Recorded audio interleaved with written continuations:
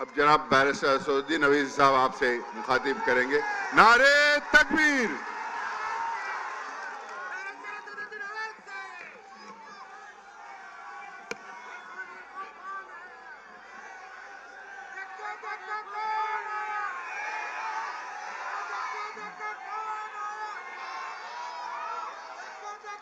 बिस्मिल्लाहिर्रहमानिर्रहीम। अस्सलाम वालेकुम वरहमतुल्लाहि वबरकातुहू। मुअज़्ज़िज़ हाज़रीन इकराम, बुज़ुर्गान कौम और मिल्लत, मेरी इज़्ज़तदार माँ और बहनों, गयूर नौजवान साथियों, बैकुल्लाह के मजलिस इत्तेहादुल मुस्लिमीन के मेरे तमाम रुफ़क़ा, शहनशीन बतशरीफ़ फरमा, बैकुल्लाह के मजलिस इत्तेहादुल मुस्लिमीन के उम्मीदवार जनाब फैयाज़ अहमद खां साहब, हैदराबाद से तशरीफ़ लाए रुकन असम्बली जनाब अहमद बलाला साहब, मजलिस इत्तेहादुल मुस्लिमीन के कौमी तर्जुमान जनाब आसिम वक़ार साहब, जनाब डॉक्टर दानिश साहब, डॉक्टर दावर साहब, जनाब डॉक्टर अब्दुल हकीम साहब, जनाब खालिद सिद्दीकी साहब, जनाब सईद पापा साहब, जनाब अब्दुल हमीद साहब, जनाब रब्बानी साहब, मजलिस इत्तेहादुल मुस्लिमीन के सीनियर क़ायद हैदराबाद से तशरीफ़ लाए जनाब तैयब साहब, वो साबिक़ा रुकन बल्दिया हैदराबाद से तशरीफ़ लाए जनाब महमूद इंजीनियर साहब, अज़ीज़ान मिल्लत, मैं आप तमाम का शुक्रगुजार हूँ कि आप लोग ने अपना कीमती वक्त निकाल कर आज जनाब फैयाज़ साहब के इस इंतखाबी जलसे में आपने शिरकत की। आज 11 नवंबर है और पूरे मुल्क में मौलाना अबुल कलाम आज़ाद की यौम पैदाइश के तौर पर मनाया जाता है। मैं आपको मौलाना आज़ाद के बारे में चंद बातें बताना ज़रूरी समझता हूँ ताकि आप हमारी सियासत को समझ सकें। 11 नवंबर को मौलाना आज़ाद की पैदाइश के तौर पर मनाया जाता है। वज़ीर आज़म ने भी और कांग्रेस पार्टी ने भी और मुख्तलिफ पार्टीज़ ने इस बारे में सोशल मीडिया पर आपकी पैदाइश का जिक्र किया। ये बात आपको जानना ज़रूरी है कि मौलाना आज़ाद इस मुल्क के मुजाहिदीन आज़ादी में आपका शुमार होता है। आप कई मरतबा इस मुल्क की आज़ादी के लिए जेल की सोबतों को बर्दाश्त किए। आपने जेल में बैठकर कुरान करीम का तर्जुमा भी किया। आप दो अखबारात कलकत्ता से निकालते थे अंग्रेज़ों के खिलाफ, अवाम में एक अंग्रेज़ों के खिलाफ बेदारी पैदा करने के लिए, तो अंग्रेज़ों ने उन दोनों अखबारात पर पाबंदी लगा दी। फिर आपको कलकत्ता से अंग्रेज़ों ने निकाल दिया। मौलाना आज़ाद इस मुल्क के पहले एजुकेशन के मिनिस्टर बने। अब यहां से तारीख शुरू होती है जब संविधान बनाया जा रहा था। उसको हम अंग्रेजी में बोलते कॉन्स्टिट्यूएंट असेंबली और उर्दू में बोलते दस्तूर साज असेंबली। जब मौलाना आज़ाद, मौलाना हिफ्जुर रहमान साहब रहमतुल्लाह अलैह, आपको याद दिलाने के लिए कह रहा हूं कि संविधान बनने से पहले सेपरेट इलेक्टोरेट्स की एक लिस्ट होती थी, माने हल्के अलग होते थे मजहब की बुनियाद पर। फिर आरक्षण मिलता था मुसलमानों को, मगर जब बात कॉन्स्टिट्यूएंट असेंबली में चले गई मुल्क का विभाजन हुआ, पार्टीशन हुआ, जब मुल्क के दो टुकड़े किए जा रहे थे, तो ये बार बार जो ताकतें और तंजीमें इस मुल्क की सेकुलरिज्म के दुश्मन रही है, वो तंजीमें जो इस मुल्क की आजादी में अपना कोई रोल अदा नहीं किए, जैसा कि आरएसएस, वो बार बार भारत के सबसे बड़ी अक़लियत मुसलमानों पर इल्जाम लगाते हैं कि तुम्हारी वजह से मुल्क का विभाजन हुआ, तुम लोग इस देश को छोड़ के चले जाओ। आप और हम सुनते हैं इन लोगों की जबानों से। तो जब मुल्क का विभाजन हो रहा था, बल्कि उससे पहले मौलाना आजाद कांग्रेस के सदर थे, मौलाना आजाद अपनी किताब इंडिया विंस फ्रीडम, जिसको उन्होंने वसीयत की कि मेरे मरने के 30 साल के बाद इसको छापना चाहिए, उस किताब में मौलाना आजाद लिखते हैं कि मुझे बड़ी तकलीफ हुई। मैं ये समझ रहा था कि उस वक्त अंग्रेजों से जमाने में एक कैबिनेट प्लान मंजूर हुआ था कि कांग्रेस पार्टी उसको मंजूर करेगी, और मंजूर हो गया था।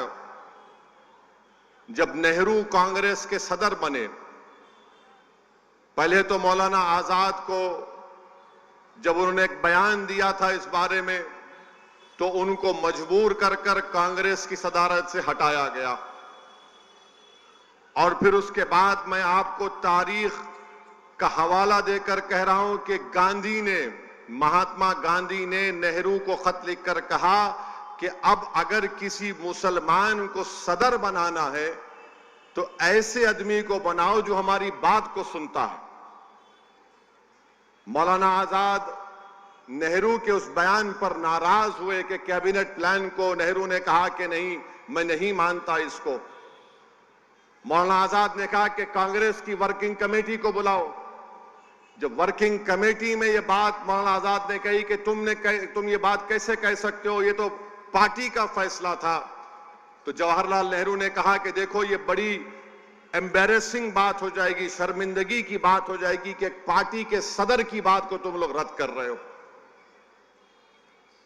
फिर उसके बाद जब मुल्क के दो टुकड़े होने जा रहे थे, तो मौलाना आजाद अपनी किताब में लिखते हैं कि मैं दौड़ा नेहरू के पास, नाउम्मीद हो गया। मैं दौड़ा गांधी के पास, नाउम्मीद हो गया। मौलाना आजाद ने कहा कि मैं तकलीफ में था कि मुल्क के क्यों दो टुकड़े किए जा रहे हैं। मुल्क के दो टुकड़े हो गए जब संविधान बनाने की बात आई, और जब संविधान बनाने की उस कमेटी में मुसलमानों के लिए रिजर्वेशन की बात आई, तो मौलाना आजाद लिखते हैं, क्या लिखते हैं कि जब मैं और मौलाना हिफ्जुर रहमान मुसलमानों के लिए आरक्षण की बात करते, तो पटेल मुसलमानों से तजम्मुल साहब होते थे, और एक मोहतरमा होती थी, उनका नाम याद नहीं आ रहा मुझे, सरदार पटेल इन दोनों को बोलते उठो जवाब दो, आजाद का और हिफ्जुर रहमान साहब का।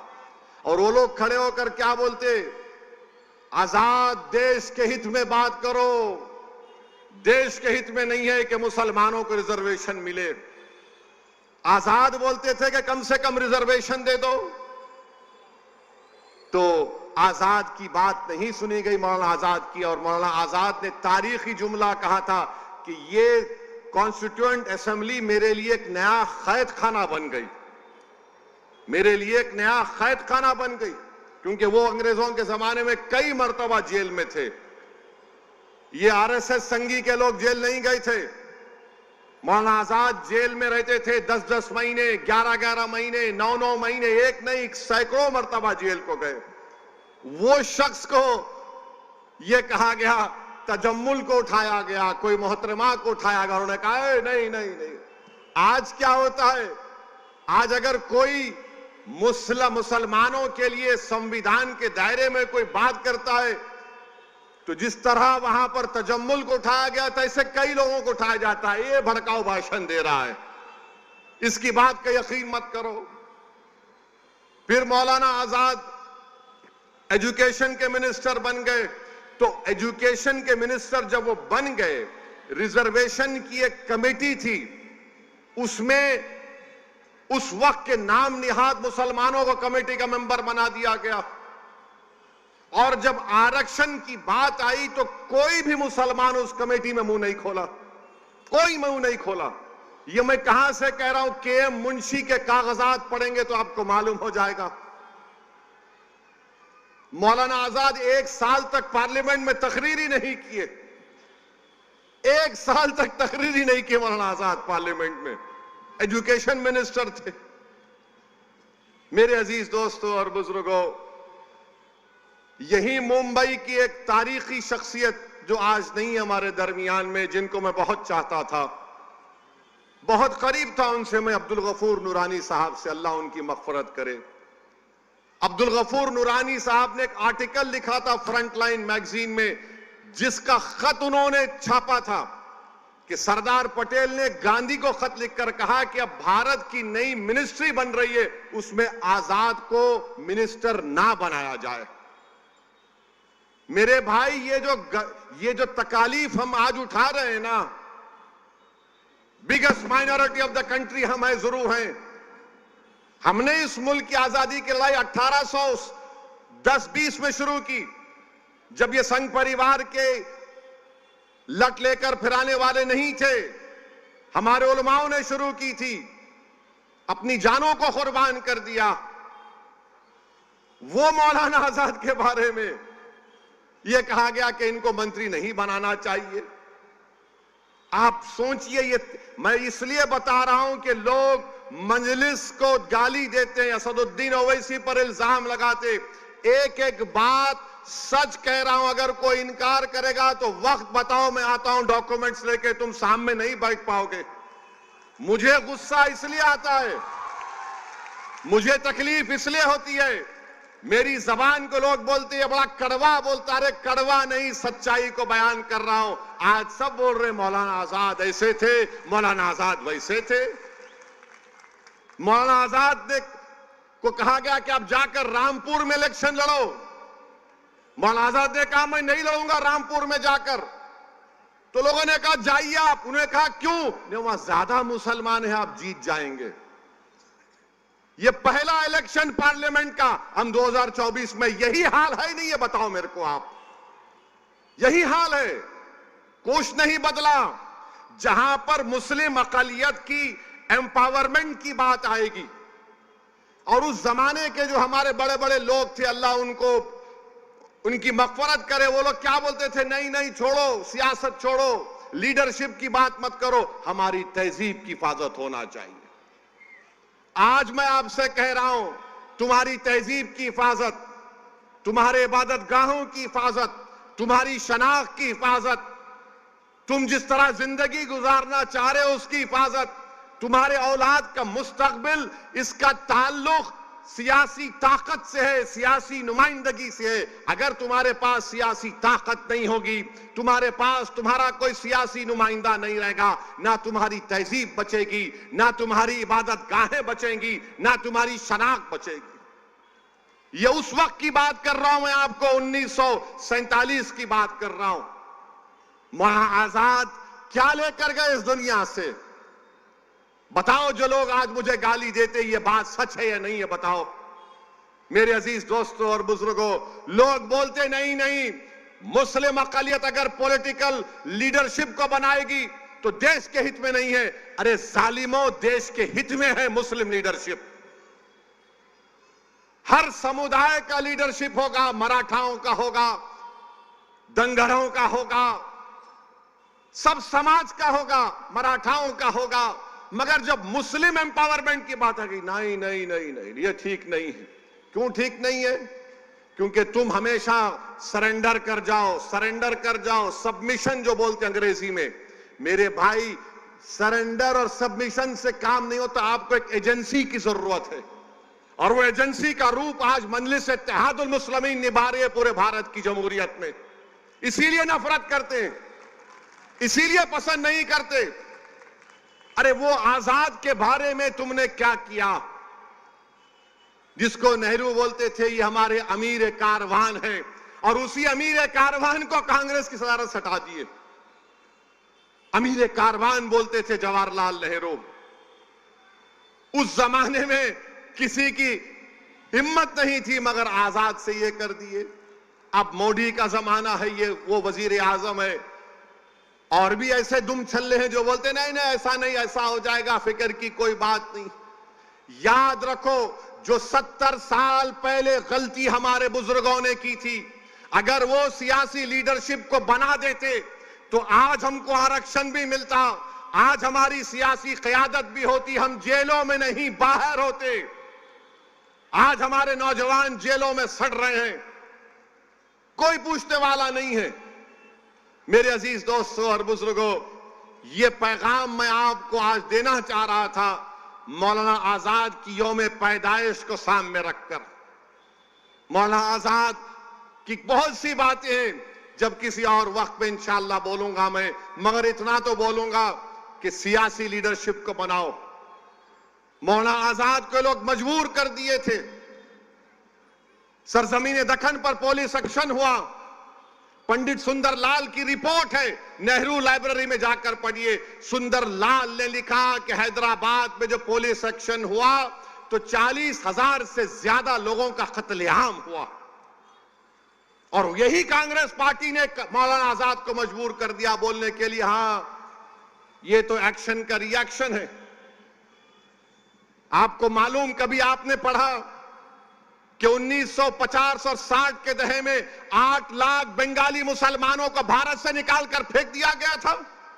तुमने पढ़ा कहीं पर? तुमको कोई नहीं बोलेंगे, मैं बता रहा हूं कब हुआ था ये। श्रीनगर में हजरत बल में नबी करीम सल्लल्लाहु अलैहि वसल्लम के मुंह मुबारक का एक वहां पर एक हादसा हो गया था। पूरे मुल्क में तूफान उठा तो 8 लाख को बाहर कर दिया गया। किसने निकाल दिया था? आसाम से जाओ डिटेंशन सेंटर में डालो इनको, बाद में नेहरू को वापस लेना पड़ा। अरे तारीख हम पढ़ते हैं। अगर हमारी जबान कड़वी है तो तुम्हारे जुल्म की वजह से है। अगर हम कहते हैं कि आपकी सियासी लीडरशिप होना इसलिए कि हमारे बुजुर्गों को नुकसान पहुंचा, आज अगर फैयाज जीतेगा इंशाअल्लाह ताला तो वो आज के लिए नहीं है, इन मासूम बच्चों के मुस्तकबिल अच्छा होगा। जो तकालीफ हम और फैयाज साहब और हमारे बुजुर्ग उठाए, कम से कम ये आने वाला जनरेशन, ये नस्ल उस तकालीफ को नहीं उठाएगा। तो मेरे अजीज दोस्तों और बुजुर्गों, मेरी आप सदमन गुजारिश है कि आपको 20 तारीख के दिन अपने के कोर्ट का सही इस्तेमाल करना है। अब आप जानते हैं कि हर पार्टी बोल रही है कि हम इतना दे देंगे, लाडली में उतना दे देंगे, हम फुला कर देंगे। ऐसा बोल रहे हैं जैसे अब्बा की दौलत लुटा रहे हैं बाहर आवाम पर, महाराष्ट्र की। अबे तुम्हारे बाप की औलाद नहीं है, तुम्हारे बाप की दौलत नहीं है ये। कोई जहेज में नहीं आया ये दौलत बांटने के लिए। कोई बोलता मैं ये कर दूंगा। आपको मालूम महाराष्ट्र में अभी कर्जा कितना है? महाराष्ट्र सरकार का कर्जा 5,32,000 करोड़ रुपये। 2019 में 3,35,000 था, वो बढ़ के माशाल्लाह शिंदे बोले हाँ मेरा क्या है छोड़ना, ले 5,32,000 करोड़ रुपये। अभी 2030 के आने तक महाराष्ट्र सरकार को उस कर्जे का 2,75,000 अदा करना है। तो ये लोग क्या करते हैं, अब 2,75,000 अदा करना है, मार्केट से 80,000 करोड़ उठाते, उसमें से आधा पैसा कर्जे में देते, आधा पैसा बोलते ले लूटो, खाजा का लंगर है लेके जाओ। मगर नुकसान किसका हो रहा है? गरीबों का हो रहा है, गरीबों का हो रहा है। कहां जा रहे पैसे आपको मालूम? किधर जा रहे पैसे आपको मालूम? गरीब को मिलता ही नहीं। नेताओं के जेब में पैसे चले जाते, 1-2 का 4 करते, दिखाते 20, 8 इनके पास, एक 6-7 दिखाने को फोटो गरीबों को मिलता। फिर आप जानते हैं कि मुंबई लोकल जो चलती है आपके पास, हाई कोर्ट का ऑर्डर मैं पढ़ा हूं, बैठ जाओ भाई, ये ब्लू शर्ट बैठो, भड़काओ भाषण हो रहा है, बैठो, डिस्टर्ब मत करो हमारे वोटर को। हमारा वोटर पूरी तवज्जो से सुन रहा भी बात को। मुंबई लोकल में बॉम्बे हाई कोर्ट ने कहा कि हमको शर्मिंदगी है कि इसमें सफर करने वालों को कैटल की तरह, जानवरों की तरह ट्रीट किया जाता है। 2023 में मुंबई लोकल पर 2590 लोगों की मौत हुई है। मुंबई लोकल में 2590 लोगों की मौत हुई है, 2451 लोगों जख्मी हुए हैं।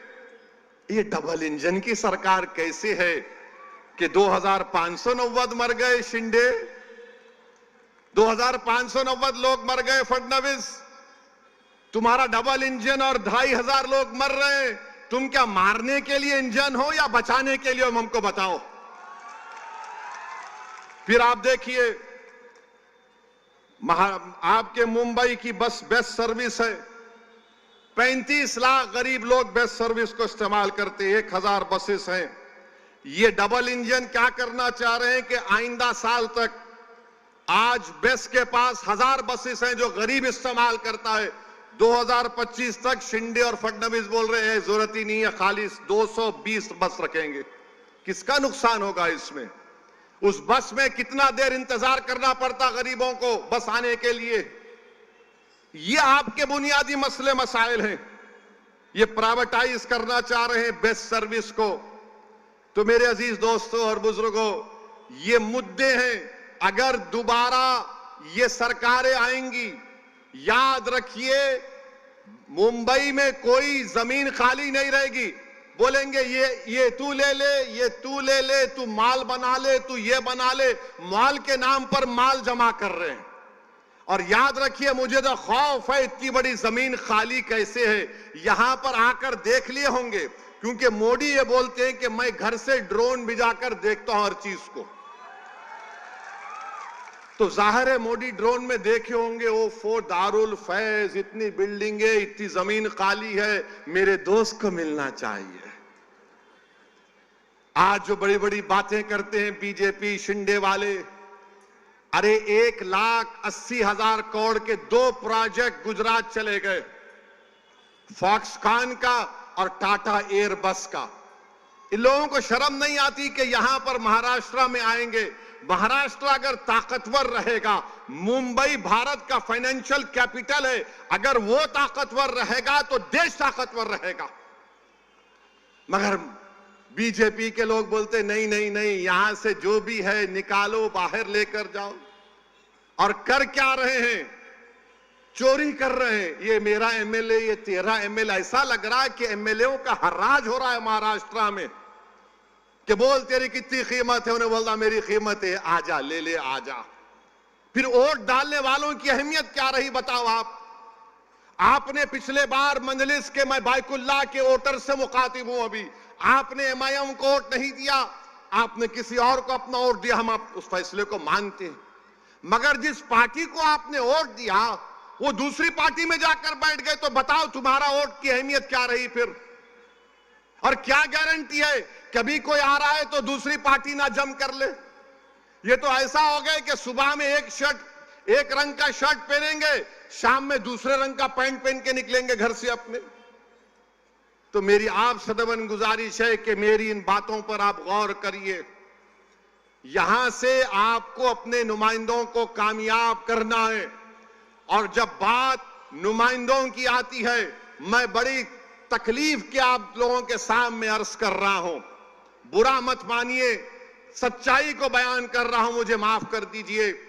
20 साल के बाद 2019 में एक अल्पसंख्यक समाज का मुसलमान इम्तियाज जलील औरंगाबाद से खासदार बना। और जब 2024 का चुनाव आया तो पूरे मिल गए, दोनों शिवसेना मिल गए, दोनों राष्ट्रवादी मिल गए, पुरानी पार्टी मिल गई, हां बीजेपी मिल गई, पांचों मिलकर इम्तियाज को हरा दिए। सबका एक ही मकसद था कोई भी जीत जाए मगर इम्तियाज ना जीते। 20 साल के बाद एक सांसद बना, एक एमपी बना, उसको हरा दिए। मैं आपसे अपील कर रहा हूं, उससे सबक हासिल करो। आप देखो किस तरह की नफरत महाराष्ट्र में हमारे देश में हो गई। 48 लोकसभा की सीट में एक ही पार्टी ने एक ही एमपी को रिपीट किया तो सबने मिलकर उसको हरा दिया। और ये लोग आकर बोलते हैं सेकुलरिज्म है, फुला है, इसको हराओ, उसको जिताओ, ये खतरनाक है। कल अभी बलाला ने कहा कि लोग हमारे जाकर डाइस पे चले गए। ये गलती मत करो बायकुल्ला में। आप लोग बेझिझक बेखौफ होकर पूरे इत्मीनान और एतमाद के साथ आप मजलिस इत्तेहादुल मुस्लिमीन के उम्मीदवार को अपना वोट डालिए। और मैं आपको बता रहा हूं, ये ओवैसी की गारंटी है, फैयाज कहीं नहीं भागेंगे बल्कि भगाएंगे इन लोगों को इंशाअल्लाह ताला। आपके सामने एक शख्स है जो अपनी जिंदगी के कीमती लम्हात इसी हलके में गुजार दिए, आपके दरमियान में गुजार दिए, आपके गली कूचों में गुजार दिए, आपकी खुशी में शामिल, आपकी मैयत में शामिल, आपके गम में शामिल। जब ये शख्स आपको जानता है, आप इसको पहचानते हैं, तो मेरी आपसे दरखास्त है कि 20 तारीख के दिन अपना एक वोट पतंग के निशान पर बटन दबाकर अपनी आवाज को महाराष्ट्र के असेंबली में भिजाइए, महाराष्ट्र के असेंबली में भिजाइए, ताकि बायकुल्ला का विकास हो, ताकि बायकुल्ला को छुटकारा मिले। ये कपड़े बदल बदल कर ये पार्टी कभी वो पार्टी से म्यूजिकल चेयर हो रहा है। अब कल किसकी सरकार होगी नहीं होगी, उधर भागेंगे वो लोग। ये कोई बात है? बताइए। आप एमएलए हो, तुम आमदार हो, तुम कोई हर्राज का सामान थोड़ी हो कि तुम इधर चले जाओगे कभी उधर चले जाओगे। और पॉलिटिकल रिप्रेजेंटेशन की अहमियत क्या है, मैं फिर से बता रहा हूं आपको। नरेंद्र मोदी ने वक्फ बिल का कानून पेश किया। नीतीश कुमार के पास सिर्फ 13 या 14 एमपी, कितने आसिम बेखार? 13 है, 13 या 16, 13 हैं। अगर एमआईएम पार्टी के 3 एमपी होते, अख्तरुल ईमान और इम्तियाज जलील मेरे साथ होते, मोदी 10 बार सोचते थे ये बिल को लाए ना लाए, मगर आप थाली मार रहे हैं। आप लोग थाली मारते हैं। अगर हमारे 3 एमपी होते, वो कानून या वो बिल नहीं आता जिसके जरिए नरेंद्र मोदी उनकी सरकार वक्फ को खत्म करना चाहते हैं पूरे भारत में। कोई जायदाद वक्फ की नहीं रहेगी। मेरी बात मैं जिम्मेदारी के साथ कह रहा हूं, कोई जायदाद नहीं रहेगी वक्फ की। कलेक्टर को इतना पावर दे दिया जाएगा कि कोई भी कलेक्टर के पास जाकर बोलेगा, ये कलेक्टर साहब, ये जो यतीम खाना है, ये जो खानखा है, ये जो दरगाह है, ये जो मस्जिद है, ये वक्फ नहीं है। अब मेरे इस बोलने के बाद बहुत से लोग बोलेंगे, ओवैसी तुम क्या कह रहे हो, पागल हो क्या? कोई भी जाकर बोल देगा, अरे ये कानून में लिखा है, इस बिल में लिखा है। क्या लिखा है कि कोई भी रोड चलता आदमी जिसका वक्फ से कोई ताल्लुक नहीं होगा, वो जाकर कलेक्टर को बोलेगा इंक्वायरी ऑर्डर करो। कलेक्टर जैसे इंक्वायरी ऑर्डर करेगा, उसमें कोई टाइम लिमिट नहीं है।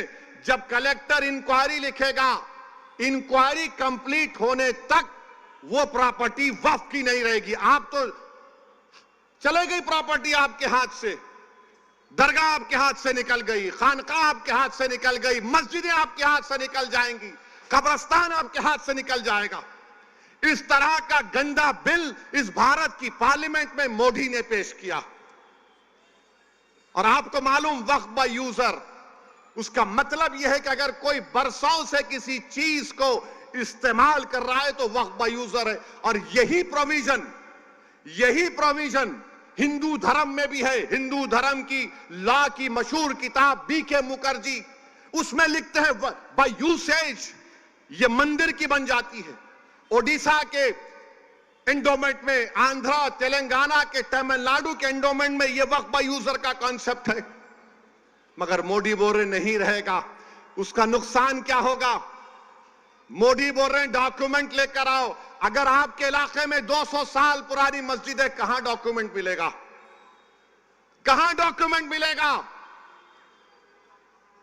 हाजी अली की दरगाह पर दावे पेश करते हैं, वो खैर वो ट्रस्ट में है, मगर वहां पर भी जाके बोलेंगे नहीं नहीं नहीं है। क्या करेंगे आप? मेरे भाई, इस तरह का बिल पेश किया, उस वक्त इतनी तकलीफ हुई कि मेरा रोंगटा पुकार पुकार कर कह रहा था कि क्या हो गया इन लोगों को जो 14.5 करोड़ है और 5 को नहीं जिता सकते। अपनी मस्जिद को बचाने के लिए, दरगाहों को बचाने के लिए, खानखाहों को बचाने के लिए तुम कब तक लड़ोगे बताओ मेरे को? अरे मैं खराब हूं तो खत्म कर दो, मुझे हटा दो, मुझे इस दुनिया से निकाल दो, मगर तुम तो कायद बनो, तुम इत्तेहाद पैदा करो। कब तक तुम इस डर में रहोगे वो जीतेगा ये जीतेगा? अरे कोई भी जीते उसको तुम्हारी मस्जिद से क्या मतलब? कोई भी जीते उसको तुम्हारी शनाख्त से क्या मतलब? कोई भी जीते वो तुमको क्या इंसाफ करेगा? इंसाफ तुमको करना पड़ेगा अपने लिए, आने वाली नस्लों के लिए। मगर तुम ये समझ रहे हो नहीं नहीं वो दूसरा ठाकरे है, ये अच्छा है। कौन क्या किए बताओ आपको? जब ये वक्फ का बिल पेश हो रहा था, उद्धव ठाकरे के पूरे एमपीज बाहर खड़े हुए थे, कोई लोग सभा में नहीं था। मुझे मोशन देना पड़ा इंट्रोडक्शन के खिलाफ। मेरे भाई जागो, मजलिस के लिए नहीं तो अपने लिए, अपनी नस्लों के लिए, अपनी शनाख्त के लिए जागो। तुम नहीं समझ रहे, तुम्हारी आवाज अगर असेंबली में नहीं होगी, तुम्हारी आवाज अगर कॉरपोरेशन में नहीं होगी, तुम्हारी आवाज जिला परिषद में नहीं होगी, पार्लियामेंट में नहीं होगी, तो कौन तुम्हारी आवाज उठाएगा बताओ? आज ये खतरा हमारे सरों पर मंडला रहा है। अगर मोदी इस तरह के बिल को पार्लियामेंट में दोबारा पेश करेंगे, अगर वो कानून बन जाएगा, खुदा ना खास्ता हम कई मसाजिद, मदरसे, दरगाहें, खानकाएं, कब्रिस्तान की जमीनों को खो देंगे। और आपको मालूम, दिल्ली में सच्चर कमेटी ने पेज नंबर 221 में कहा कि दिल्ली में 130 वक्फ की प्रॉपर्टीज पर गवर्नमेंट ऑफ इंडिया ने, यानी मोदी की सरकार ने कब्जा करके बैठा हुआ है। उसकी लागत 2007 में 3000 करोड़ की थी। आज हम 2024 में हैं, कम से कम 10,000 करोड़ की प्रॉपर्टीज हैं जो गवर्नमेंट ऑफ इंडिया उस पर एंक्रोच कर रही है, काबिज है। मेरे भाई बताओ, अगर हमारे नुमाइंदे नहीं रहेंगे, हमारी आवाज नहीं उठेगी, तो फिर कौन उठाएगा तुम्हारी आवाज को? मौलाना आजाद को बोलने नहीं देते थे। तुम क्या, कौन सी खेत की मौली हो तुम? मगर सबक तो हासिल करो कि सन 47 के बाद जो मौलाना आजाद से हुआ वो हम पर तो चल रहा है ना, बीत रहा है हम पर। मेरे भाई, तुम क्या उस वक्त जागोगे जब तुम्हारे महलों की मस्जिद पर नोटिस लग जाएगी, this is not a Waqf property? तुम क्या उस वक्त उठोगे जब दरगाहों के सामने नोटिस लग जाएगी, this is not a Waqf property? तुम क्या उस वक्त उठोगे जब कब्रिस्तान में जाकर कह दिया जाएगा कि तेरे अब्बा की खबर पर तू शबे बारात के दिन आकर फूल नहीं चढ़ाएगा, ये वक्त प्रॉपर्टी नहीं है? तुम उस वक्त रहोगे, तुम उस वक्त जागोगे जब कयामत का सूर फूंका जाएगा। ये वक्त है उठने का। 20 तारीख के दिन अपने सबूत दो, अपनी जिंदगी का, अपनी क़यादत को बनाओ, अपने नुमाइंदों को कामयाब करो। यकीनन हराओ मोदी को, यकीनन हराओ शिंदे को, बल्कि अगर ताकत है तो उखाड़ कर फेंको इन लोगों को। मगर याद रखो, याद रखो, याद रखो, सियासत में शहादत का कॉन्सेप्ट नहीं है। अल्लाह की राह में शहादत है तो जन्नत है, सियासत में जिंदा रहना है। तुम जिंदा रहोगे तो नेक अमाल करोगे, तुम जिंदा रहोगे तो काम करोगे। नहीं, फैयाज भाई बहुत अच्छे हैं, हमेशा हम पुकारे तो आ जाते। कब तक आएंगे फैयाज? अगर फैयाज तुम्हारा आमदार बनेगा तो फैयाज ताकतवर नहीं, तुम ताकतवर होगे, तुम ताकतवर होगे। तो मेरे अजीज दोस्तों और बुजुर्गों, एक और मिसाल देकर बात को खत्म करता हूं। एक शख्स महाराष्ट्र में अल्लाह के रसूल सल्लल्लाहु अलैहि वसल्लम की शान में गुस्ताखी करने की कोशिश की। कोई रहमतुल आलमीन की शान में गुस्ताखी नहीं कर सकता, ये मेरा ईमान है। कोई नहीं कर सकता। जिसके लिए जमीन और आसमान बनाई गई, अरे तू कौन है जो रहमतुल आलमीन है? इसने अनाप शनाप बकी कौन आवाज उठाए? उद्धव ठाकरे। कौन आवाज उठाए? शिंदे, अजित पवार, कांग्रेस। इम्तियाज जलील ने आवाज उठाई। औरंगाबाद में इम्तियाज जलील ने कहा कि फुला तारीख तक अगर इस शख्स को गिरफ्तार नहीं किया जाएगा तो हम औरंगाबाद से गाड़ियों का जुलूस लेकर मुंबई तक जाएंगे। सबने समझा रहे ड्रामा है, सियासी ड्रामा है। बाज जुम्मनों ने कहा, बाज हमारे पास जुम्मन बहुत हो गए हमारे पास। ये जुम्मनों ने कहा पब्लिसिटी के लिए कर रहा, पुलिस घर में बिठा देगी उसको। बाज बड़े बड़े लोगों ने मुझे फोन किया, बोले ये क्या करने जा रहे हैं असद साहब, दंगा हो जाएगा। मैंने कहा मौलाना दंगा नहीं होगा। बोले कैसे गारंटी देंगे? मैं बोला गारंटी मेरी है, मोदी की नहीं है। हमने कहा एहतजाज होगा और एहतजाज हुआ। लोग जमा हुए तो औरंगाबाद के पुलिस के आला अहदेदार इम्तियाज जलील के पास गए और बोले क्या कर रहे हैं? इम्तियाज ने मुझे फोन किया। मैंने कहा तुम पुलिस से बोलो कमिश्नर को, अगर तुम मुझे थाने को जाने नहीं दोगे तो मैं ये पूरी गाड़ियां लेकर, क्योंकि उस दिन औरंगाबाद में अमित शाह देश के गृह मंत्री थे, बोले हम उनके पास चले जाएंगे। तो बोले नहीं नहीं नहीं आप चले जाओ। 10,000 गाड़ियों के साथ काफिला निकला। जो लोग ये समझ रहे थे कि महाराष्ट्र का अल्पसंख्यक समाज का मुसलमान एहतजाज नहीं कर सकता पुरअमन, हमने उन सबको गलत साबित किया। मैं लाखों सलाम करता हूं आप लोगों को जो आप लोगों ने हिस्सा लेकर उस एहतजाज को कामयाब किया और अपने तारीख रकम कर दी। अल्हम्दुलिल्लाह। आज आकर बोलते हैं ये वोट काट रहे हैं, फुला कर रहे हैं। अरे तुम्हारे मुंह में अल्लाह ने जबान दी थी, तुम भी एहतजाज कर सकते थे। नहीं हम जाके पुलिस में कंप्लेन करें। अरे पुलिस में कंप्लेन तो 12वीं पास बच्चा भी कर सकता है। तुम तो दावा कर रहे थे ना नेता होने का, कायद होने का, रहबर होने का। जब रहमतुल्लाह आलमीन का मामला आया तो तुम पीछे हट गए। मेरे अजीज दोस्तों और बुजुर्गों, समझिए नुमाइंदे की जरूरत है। आपके वोटों से आपका मुंतखब शुदा नुमाइंदा होगा, वो आपके लिए लड़ेगा, आपके लिए जद्दोजहद करेगा। इल्जामात तो मंजलिस पर लगते रहते हैं। अब ये आपके महाराष्ट्र के deputy chief minister Fadnavis Aurangabad को आके बोले सुन ले असदुद्दीन ओवैसी, सुनो देवेंद्र फडणवीस, तुम अमित शाह और मोदी तीनों बैठकर भी मेरी जबान का मुकाबला नहीं कर सकते, याद रखो। अब हो रहे वोट जिहाद, कल तक लव जिहाद था, फिर जमीन जिहाद, फिर एक जॉब जिहाद, अब वोट जिहाद हुआ। अच्छा मोदी जी जरा बताइए वोट जिहाद का डेफिनेशन क्या है? अमित शाह बताओ वोट जिहाद का डेफिनेशन क्या है? तुम अयोध्या में हार गए, कैसे हारे? फडणवीस बोल रहे वोट जिहाद और धर्म युद्ध होगा। लोकशाही में, लोकतंत्र में धर्म युद्ध होगा। अरे फडणवीस तुम कब तक हिंदू मुस्लिम करोगे? तुमने क्या काम किया बताओ ना। तुमने कुछ काम नहीं किया। तुमने डाका डाला एमएलए को लूटने के लिए, तुमने एमएलए की चोरी की। तुम सत्ता में नहीं आए मगर तुमने सत्ता को छीन लिया और बोल रहे ओ सुनो वैसी। मैं कह रहा हूं सुनो फडणवीस, तुम जिहाद के माने नहीं जानते।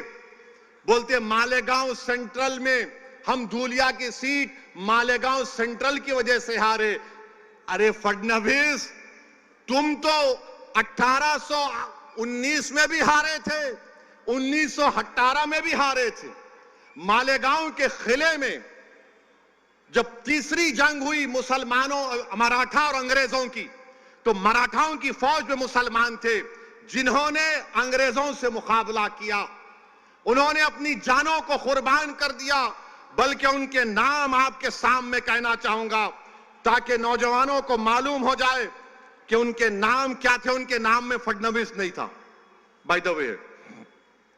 उनके नाम में क्या था? सुलेमान शाह, इस्माइल अल्लाह रखा, शाबान भिकारी, बुद्धू फरीदास, अब्दुल गफ्फार। इनको फांसी पे लटकाया गया।